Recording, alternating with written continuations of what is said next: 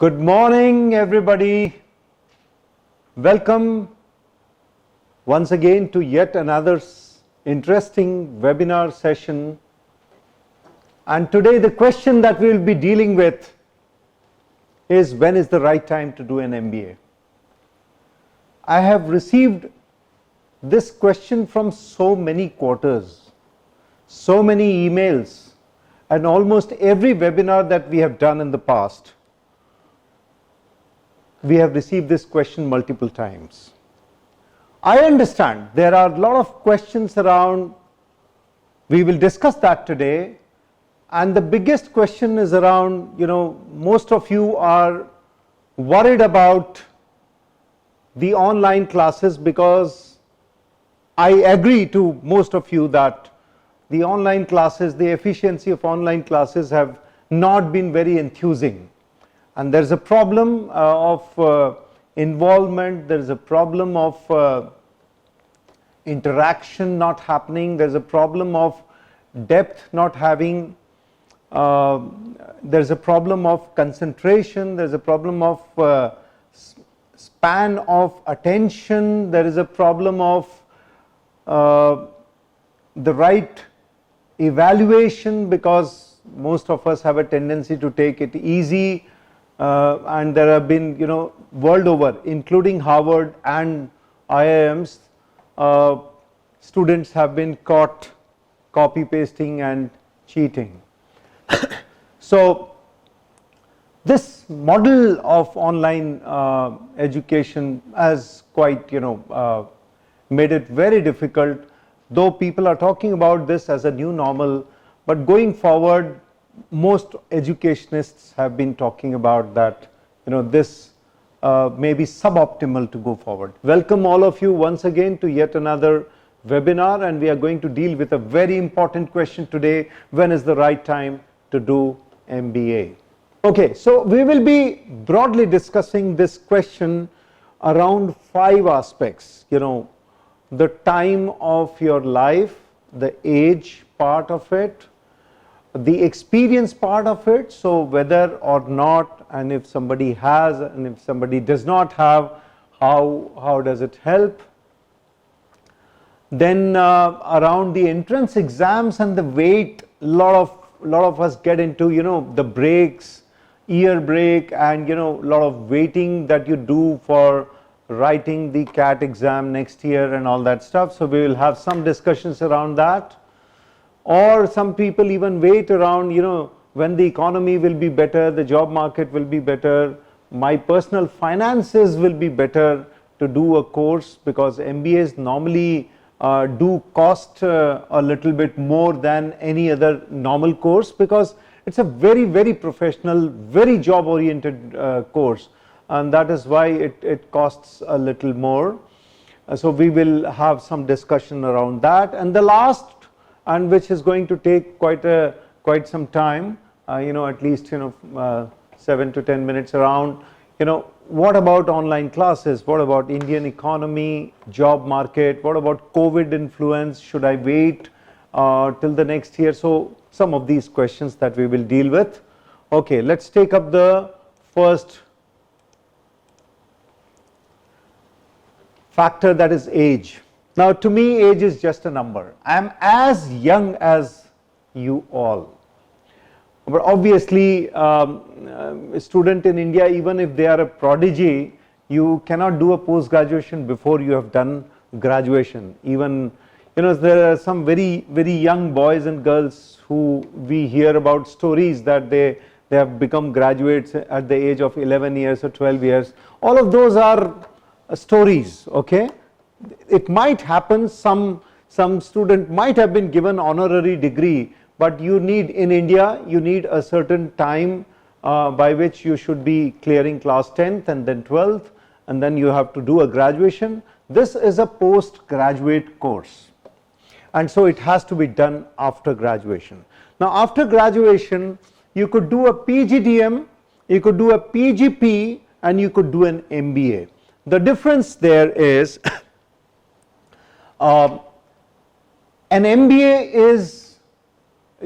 is only possible to be given as a postgraduate degree from a university which has been established under the legislature or parliament. When parliament does it, then it's a central university. When a state legislature, Vidhan Sabha, when they do it, it's a state university.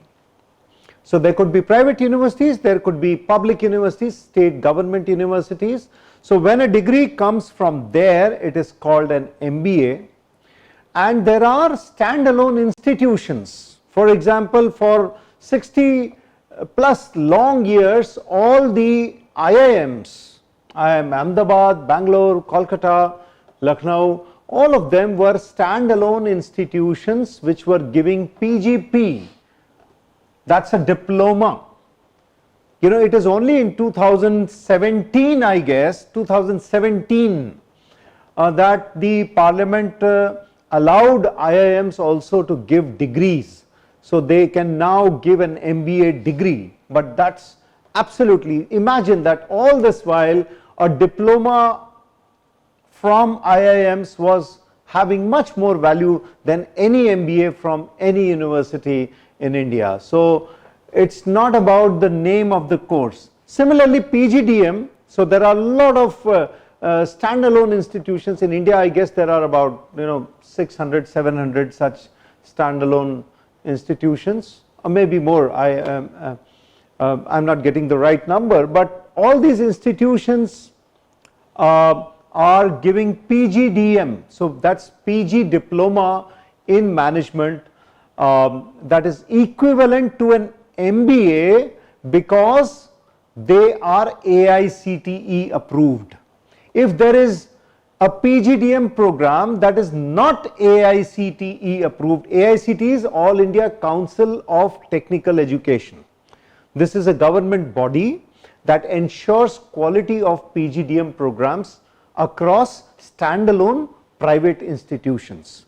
So if they approve, every year the institutions have to go through a process of inspection, and AICTE specifies certain conditions under which you will be approved. So if a PGDM program is AICTE approved, it is equal to a postgraduate degree.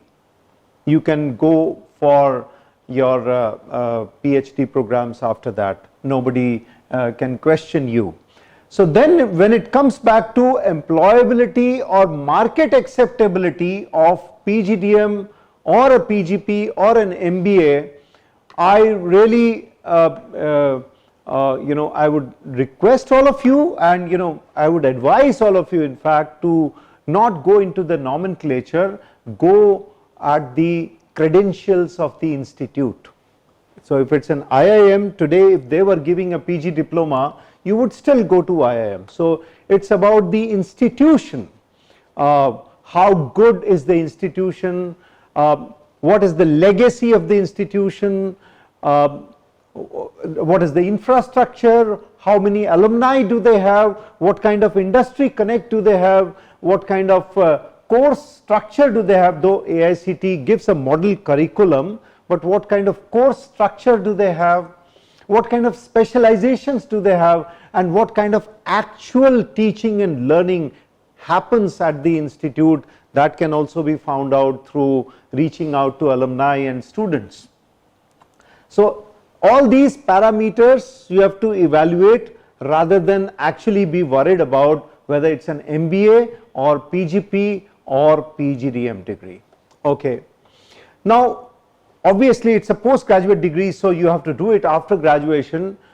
By what age you should have finished your MBA? So my experience, I have done my MBA about 33 years back, 32 exactly, 33rd year running, and after that I have been in touch with, obviously thousands, a lot of years have passed by in different vocations, and in the IIM system I have stayed for about 5 years. So normally my reading of what is the right age by which you must have done an MBA is around 28. Even if you have some experience, 2-3 years of experience and after that doing an MBA, or as a fresher. So a fresher would usually join an MBA class at the age of 20 or 21 and pass out at around 22 or 23. If you have got about 2-3 years, 4 years of experience, you would be out by 27, 28. So by that time, most of us are alone, single, not married, not many responsibilities, and that time is to build a career. So that my take is before 28. But there are people, for example, the executive MBA programs across IIMs and other institutions, they have an average age of 30-32 years. That's fine. So these are mid-career MBAs. These are executive programs. They are allowed only to be done by people who have more than 2 years, in most cases more than 5 years of experience, but there are institutions that may open it for 2 years plus also. Now 5 years plus the people who have 10 years, 15 years, 17, 20 years. I remember of a colonel from army, who did it after 23, 24 years of having worked in the army. So that's a different take. So we will not talk much about that. That's a different discussion some other day. Executive MBA program, executive PGDM. But if you are doing a regular PGDM program, then my advice to you is look to finish it before 27, 28. All right, let's go to next. And before that, I guess we should have a question, a poll. So the poll is coming up now. What is your understanding about, is experience a must for an MBA? That's the next discussion, but let me have your opinion first. And you see that some of you, 18 of you, have an opinion that experience is a must for an MBA. That might be your personal opinion also. That might be your feeling also that an experience is good or better, and companies do not, the institutions or universities do not take students who do not have experience. If that is the take, then the answer is wrong. But otherwise, in my opinion also, and we will have a little bit of discussion later, that can we go back to the result? Yes.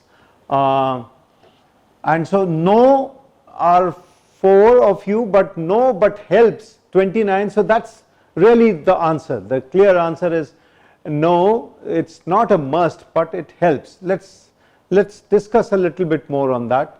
Yes. So it's not a must. There is an issue of that you have done your graduation and then your post graduation, if it follows immediately, then you are in a academic frame of mind. So your learnings, the coachings that you go, you will learn faster. Your practice would be more. You will have time to do a lot more lessons and lot more practice.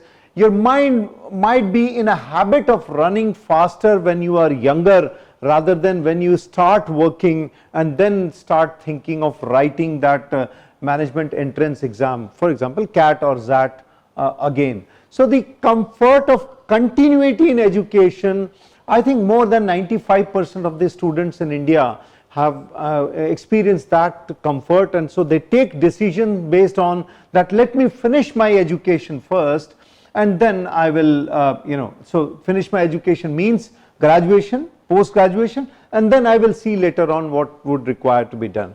Such people later on, even if they go take up another MBA, that is also fine, but people do that. I think more than 96-97% people would be continuing their education, graduation and post graduation, because there is a comfort level. Okay, but once you start working, it's very difficult to get that concentration back. If you ever thought that, okay, let me start working, let me take up a job, and then every day I will spend 3 hours or 4 hours in preparing in preparing my lessons and practicing and giving mock tests, then you have to understand that sometimes those things don't happen because you don't know the pressures of the job that you will do, and you will not keep job hopping, and you will not get jobs which are paying and the company allows you to think, okay, you don't do anything, you prepare for your CAT, I'm just giving you salary. It never happens like that. It never happens like that. It's very difficult then to get that mojo, get that speed, get that alacrity in mind, get that kind of fast understanding of topics, subjects, and then writing mock tests in a single go, 2 hours, 3 hours. When you get into a job, there are a lot of other things come in. For example, a lot of new friends come in, a lot of hanging out happens. You tend to get into a new way of social life that takes away a lot of time from you. You are being viewed from your family also as a professional, and so the expectation environment is also different.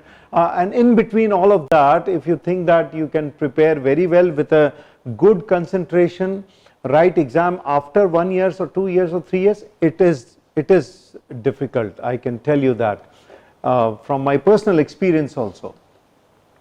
Having said that, and anyways, because of this problem, the 95% plus students anyways do their graduation and post graduation in a sequence rather than go out and work somewhere and then come back to do CAT. But exceptionally, good students, brilliant students also do that because of certain other factors.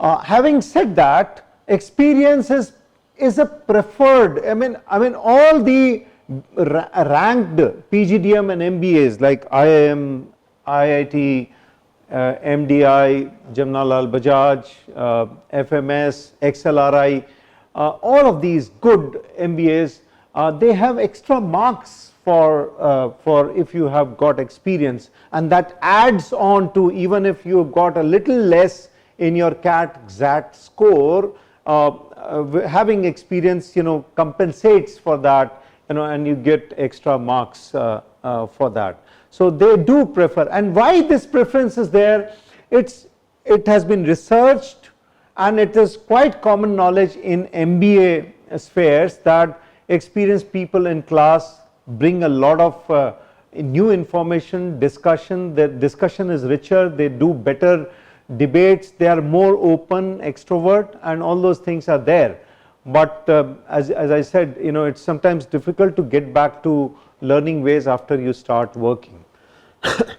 Okay, so before we get on to the next topic, the question to you is, which management entrance exams are held 4 times in a year?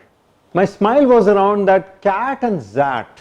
If you have ever been interested in management, if you are a really interested person in management, and you would have wanted to take some management entrance exam, you would never have come across that CAT and XAT are held more than once in a year.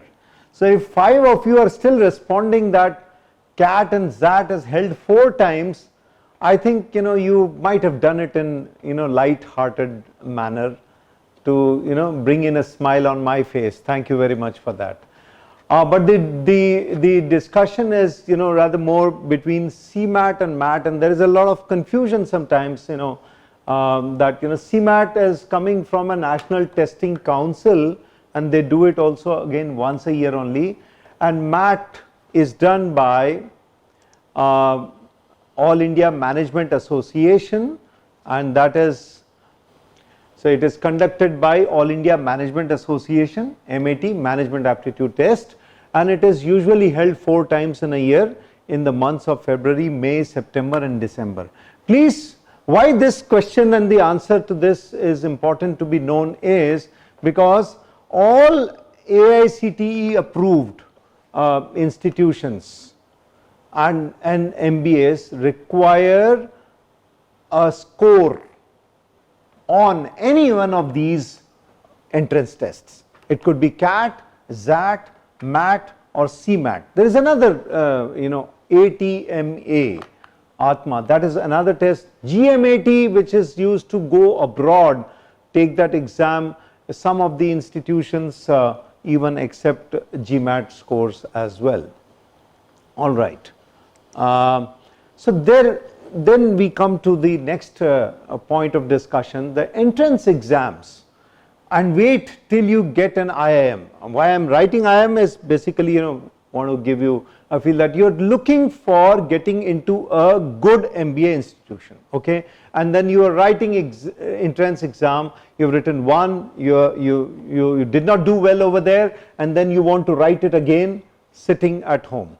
Now this, I have seen people exhausting their chances of writing again and again, and they take up jobs and then they cannot find out time outside to do a continuous preparation, and so this could be endless. It is almost like a civil service preparation, where I have seen that if you have 5 chances, people keep on writing 5 attempts, and so for 5 years they would keep on preparing for civil services. All of those happen, so that's fine, but to get into an MBA institution, when you go to a private sector, most of the jobs after coming out of MBA are in private sector. 99% plus jobs are in the private sector. There the number of years of experience is important, because experience gets you the next ladder. It helps you jump companies, switch companies, get promotions and all. So it's important to not lose years, and that too in the initial most productive years of your life. So you keep on writing exam, this could be endless.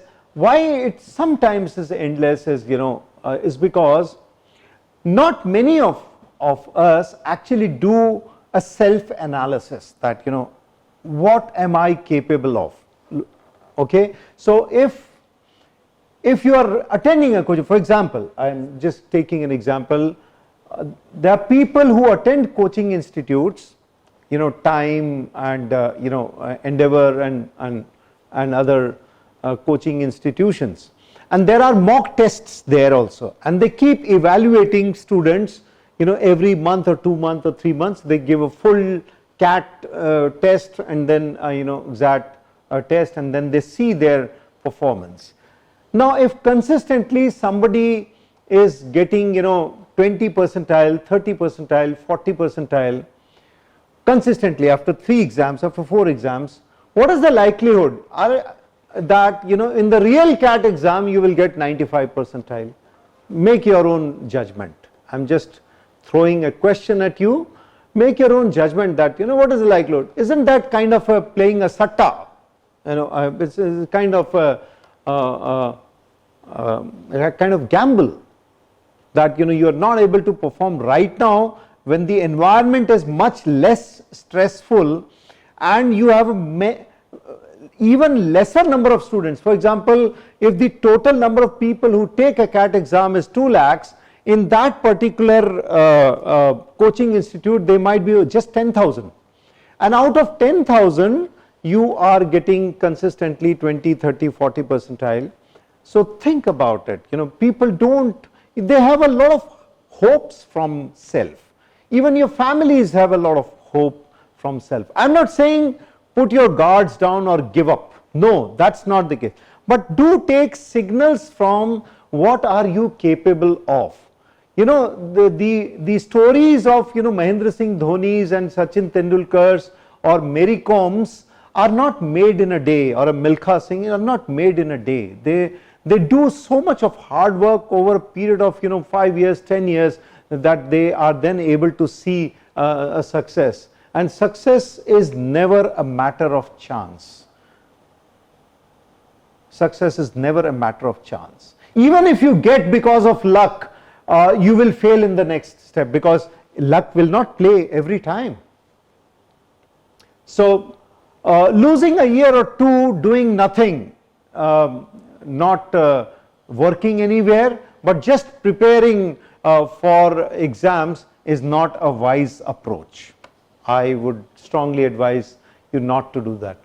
Ideally it is about, giving one best shot, and one best shot means the preparation for that best shot should be done in advance, reasonably in advance of that exam. For example, if you are in graduation final year is also the time when you prepare very well for CAT. Or let us say, even if you miss 1 year, because the CAT exam happens in November, December sometime, right?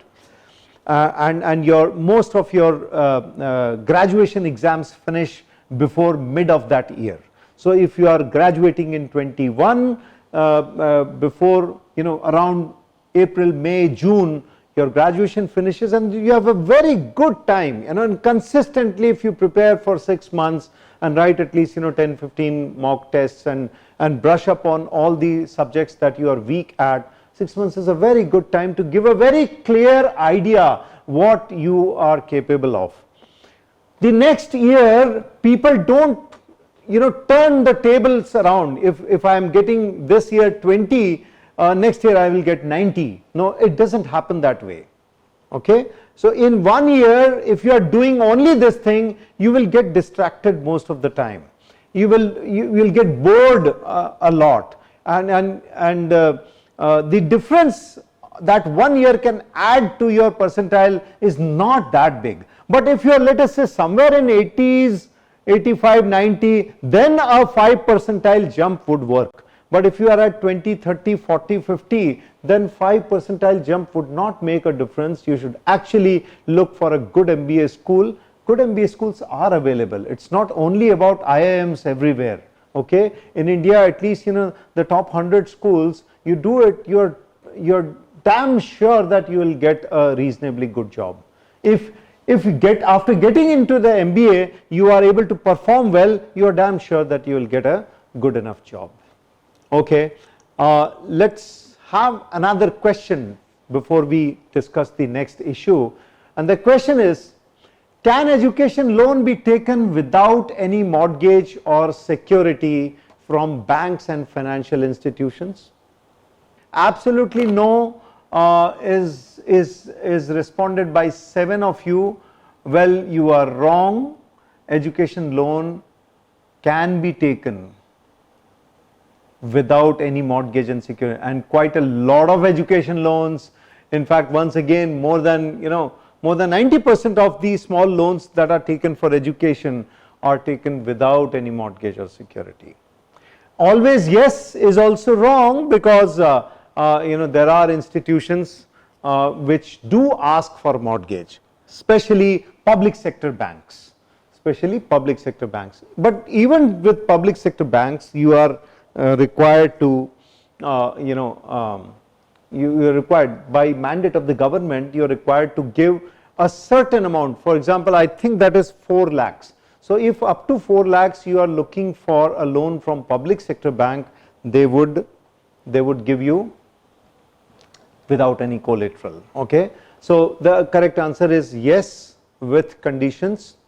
So then the next issue, the 4th one under discussion is, should you wait for the right time? Should you wait for the economy to look up? Okay, should you wait for your sector in which you want to work to be doing very well? There is no right time.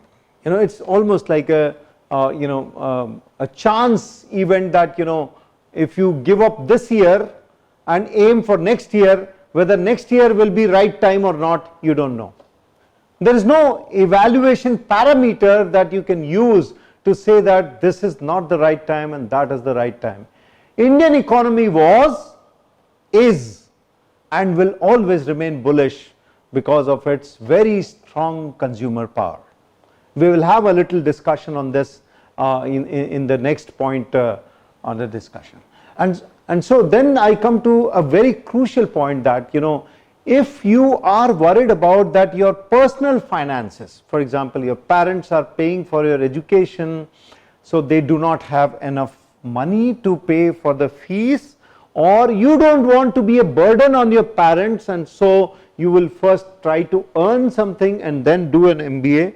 My take is, if that is the overriding consideration, that I do not have enough money today, look for education loans that come without. So most of the biggest problems would be solved by one or the other form of education loan. So while public sector banks, below 4 lakhs, they may not take any collateral. Financial institutions, private financial institutions, may give you even larger amount without collateral. So for example, at Takshila, you can get an entire cost of, including hostels, entire cost of education 10 lakhs from a financial institution without any collateral. But yes, obviously, they are private enterprises, so they will charge a little extra interest rate. That should be fine, because I would not be worried about interest rate. I would be worried about that I should not lose an opportunity to do an MBA at a good institution if I did not have money. So money is not a problem as much as the institutions not having tie-ups with education loan institutions. If an institution helps you to get in touch with and arranges for, sometimes even the hassle of going through a loan process is difficult. But at Takshila, even that thing is taken care of, because we get those institutions in campus and do all the processing. Similarly, there would be other institutions also. I am not ruling out that possibility, but your focus should be that if you are ready to do an MBA, look for an institution which can give you loan, and loan is available. In India, education loan is available. Don't think twice before. Now the other question is, sometimes people feel that it's a loan I am going to take, I have to pay it back. Well, yes, all loans have to be paid back, but remember that if you are not doing an MBA, just imagine two students, okay, one person who is just a graduate and one person who has done an MBA. A graduate's paying capacity, earning capacity could be around 1.5, 2 lakhs to 2.5 lakhs. An MBA's earning capacity would definitely be more than double, okay? And remember that earning capacity, let's say if we are talking about a very average 4 to 5 lakhs of an MBA class, that earning ability continues for the whole life. And similarly, for this person who has not done an MBA because of this issue, personal finance loan and other things, he did not do an MBA, so he'll keep on struggling in that. He will also definitely increase his pay over the years, but there will always be a struggle for this as much. I'm not saying struggle is same, both will struggle. MBA will struggle for different things, non-MBA will struggle for another set of things, survival and all those things. But your ability to earn more than a non-MBA is a single reason you should be investing in yourself. And this investment, taking a loan, is an investment in improving your skills for lifetime. It is not about just one loan liya aur TV lekar ke aa gaye. You take a loan for getting a vehicle, okay, a car, but that car outserves its good period of working in 5 years, 10 years. Your motorcycle might help you in going around very well for 10 years, 12 years, and after that it will start asking for money. But getting an education from a loan is something that adds to your skill, that remains and keeps on improving with experience in your entire life. That's important to understand, that you should not equate education loan with any other loan. If education loan is available, go take it. Do as many things to improve your skills, and for that, if you have to take education loan, go and take it. It's not very big loans anyways. You would not take more, 30, 40, 50 lakhs or something. Generally, the loan requirement is about 5 to 10 lakhs, and that these loans are available. You should be only worried about that.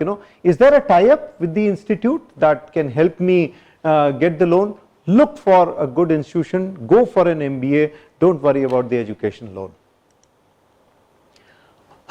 That brings us to the last factor we will discuss today, and which is about COVID weight, Indian economy, job market, when will job market open, online versus offline classes, when will offline start. So this part, online versus offline classes, I have already discussed in the beginning, but suffice to say that offline is the right way to learn MBA skills. So you have to be on campus, in discussion, in debates, in presentations, in industry interfaces, doing events, doing evaluations, writing papers, doing research. All of that is possible to be done when you are on campus, and that's the way to learn MBA skills that is required for the businesses. So online, I don't also personally don't believe in that, but till the time when the pandemic allows us, in fact pandemic and government allows us, till that time we will have to do whatever we can. And so we invest a lot on technology, as in Takshila Business School we invest a lot in technology, in recordings, in the ways in which we can make a class, online class, more interesting.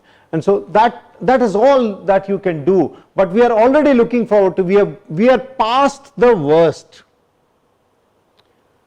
The worst is over now. The second wave of COVID was going to be bad. This was proven through research and history with other pandemics also, that the second one which comes sometimes catches us off guard because we are not prepared well enough.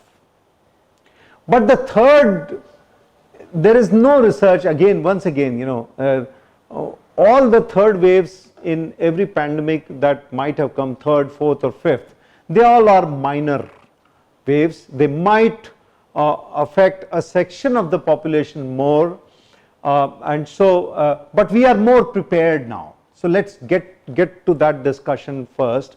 So online versus offline classes, I think I have discussed enough. So we are looking forward to the government allowing us to open, and the day it opens, the same day all the students will be informed and they'll be asked to rush to the institution, because we don't want to waste even a single day. But when would that be possible? So let's discuss that aspect for the next 10 minutes. Before that, I have a question for you. So this is speculation. The answer I also don't know, but let me see your hope and your prediction around that. We are talking about Indian economy that was there in let's say December, January, February of 2020, when the COVID had just arrived. Before that, whatever economic activity and growth rate was happening, I'm looking that as pre-pandemic, pre-COVID, okay? The same level. After that, continuously we have been going down, and then in between up, and then once again second wave, and we are going down. How soon do you think Indian economy will recover from the COVID shock and be back to the growth rates that were seen before COVID? It is in line, equally divided across all of them. My take is June 22 as well, which has been put by most of you. Obviously there are some assumptions when you talk about June 22, is that the third wave will not be strong. If at all it comes, it will not be strong. If it doesn't come, or if it is very weak, okay, then we are looking at even before June 22, everything is going to be normal. And remember why I have kept June 23 here is that is around the time when, if you start an MBA program today, you guys will be graduating. So which means that even from this batch of, let's say 50 responses, about 75% plus people are saying by December 22 we should be back to pre-pandemic. That's a very good proportion, 75% plus, which means that by the time you guys are going to come out finishing your MBA, the economy will be in a boom once again. All right, let's get to the next slide. And okay, so there you see GDP per capita global. This is global GDP per capita from 1775 until 2000. I've superimposed one graph over another because that gives a clearer picture of different crises that the world has faced. So 1930s till 1945 there was a Great Depression and World War. Then 70s the oil crisis, 80s the Iran-Iraq war, the 90s Gulf crisis, 98, 99, 2000 Asian crisis, then 2001 the terrorist attack, and then there was a SARS virus attack in 2003, 2004, and then there was a world financial meltdown in 2006, 2007. So you see that there were blips. There were blips for some time, for 1 year or 2 years, the graphs might be showing a little going down, but eventually everything catches back to normal. Why I am saying this is you should have very high hopes on that future is not going to be what it is today. Look at India, per capita incomes in India. If you look at from 1970s, we are not always as much affected by the global events. For example, the global, World Trade Center bombing was a very big event for US and Europe. Not as much, it did not affect us in any way, though economy was already just about going through a very general phase if you look at 2000-2001 period here.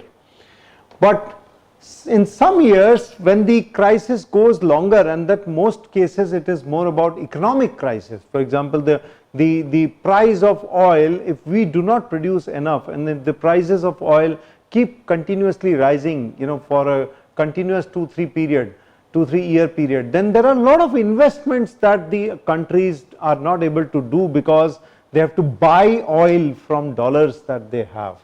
Okay, 2007 to 2009 there was a big financial crisis.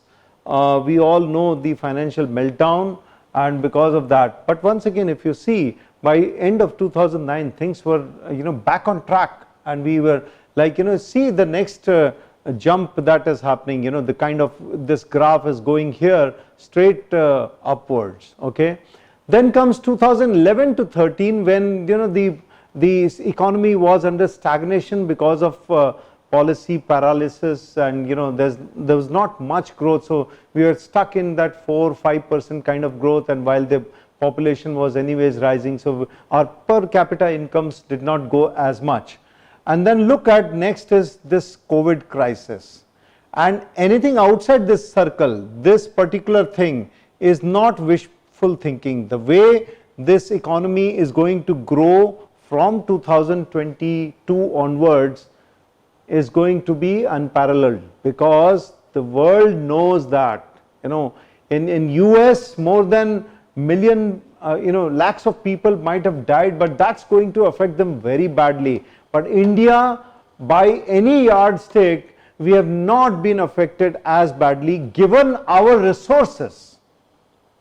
Okay, given our population is a big resource. Yes, on the health infrastructure side, resource wise we were poor, and hence a lot of deaths could have happened then.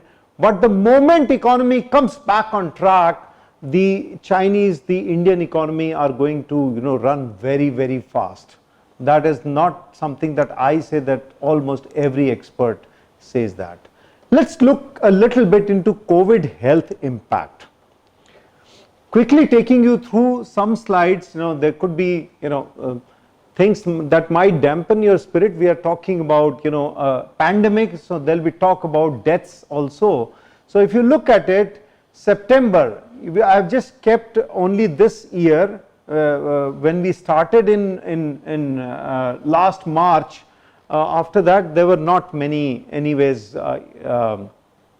many cases. The cases jumped up in the September, October last year period, and then they jumped drastically, dramatically, in the March, April period. And if you can see this particular part of the graph, we are talking about 4 lakhs per day. And don't worry about underreporting, please, because the graph will still look like the same.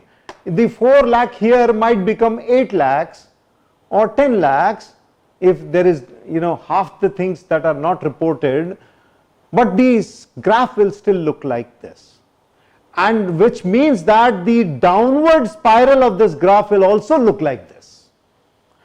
Similarly, if you look at the top right corner, this is the deaths per day. They are almost very similar to the nature of the COVID positive detection. So both of them show similar behavior, which means that we are already much out of the worst condition from the second wave. So that is over, and that is something very good news to me.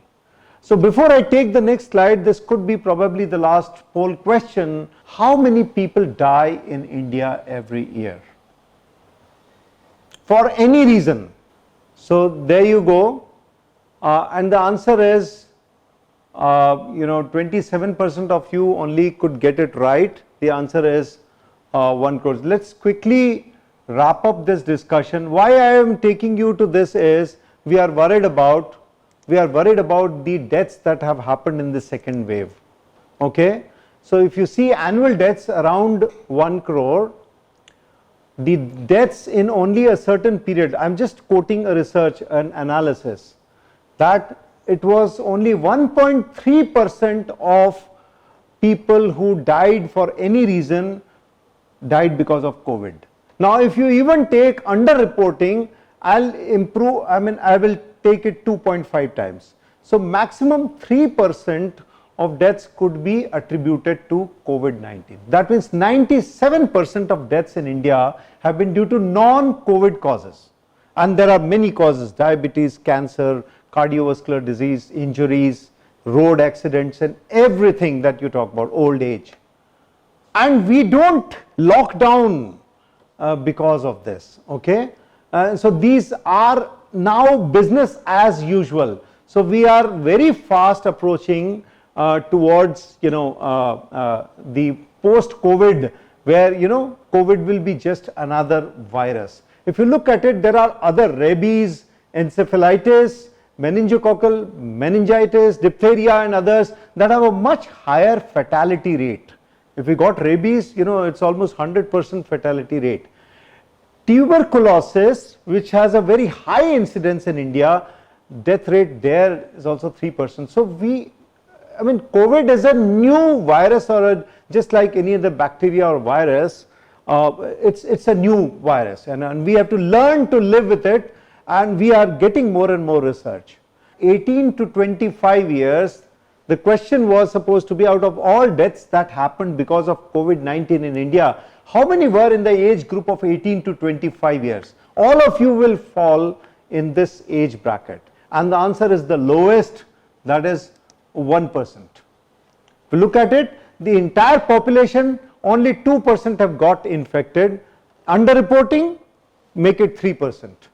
The COVID death rate, out of all those who are detected positive, only 1.3% have died. And out of all those who died more than 26 years of age, were 98% of them. So even in a nutshell, even if there was a chance that you could contract COVID, theoretically that COVID will be severe on you, there are not even 0.001% chances. More people are suffering or dying because of other diseases. Don't be worried about quarantine. That's a social responsibility. If you get it, you should not spread it. That is why you are quarantined. So a lot of us are actually, worried about quarantine, but that's maximum, 10 days, 15 days. The hospital infrastructure, the oxygen infrastructure, the medicine infrastructure, and the vaccine infrastructure, all of them are improving. How many have been fully vaccinated? The government target is to all adult population to be vaccinated by year end. And if we have to talk till yesterday, 15.4% have received at least one dose, and fully vaccinated people are 3.5%. Now this asks for a lot of work, but now vaccines are and would be available, and now even the infrastructure to transport vaccines, there have been a lot of investment that has happened. So by this year end, even the vaccinations will complete. I mean, at least, major part of the adult population, vaccinations would be over. Now the last slide, before, I just wrap it up.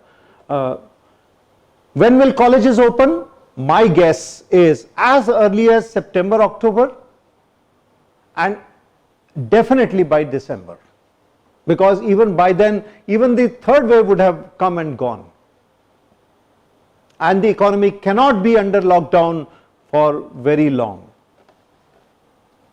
So if you defer admissions, if you don't take admissions now, you will lose 1 year. And if you are not active now, you will lose that opportunity to get admission in better PGDM colleges, because their seats would have been already occupied. Everybody will, every month you are evaluating. By October, come October, November, and you will start doing, if you do not take admission, you will start ruing, why didn't I? Why was I so overawed with COVID situation? Now that everything around me is improving. So go for it now. Invest in yourself with a specialized MBA. Responsibility of taking timely admission lies in you. And if you lose this opportunity, you will be left with poorer institutes. 95% of India's institutes, actually MBA, PGDM, have just vanilla things to offer. Only the best ones are able to get the right students. Go after excellence, get your seat booked today. Shun mediocrity. The choice is yours. That's it.